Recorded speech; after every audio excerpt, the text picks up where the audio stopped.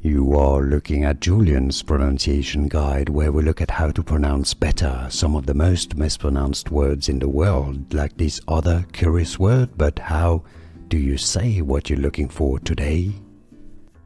Let's learn once and for all how to pronounce these names correctly. If you want to learn more confusing names, including from Latin, stay tuned. I've got tons more. I'll link to a few for you at the end of this video.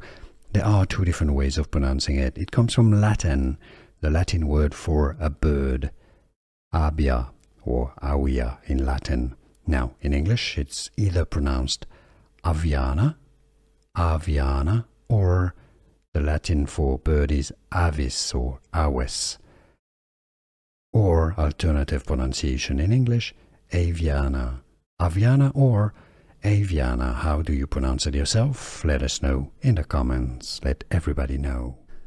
Here are more videos on how to pronounce more confusing words and names too many mispronounced. Like this video if you found it useful. I appreciate your support. I'll see you soon and thanks for watching.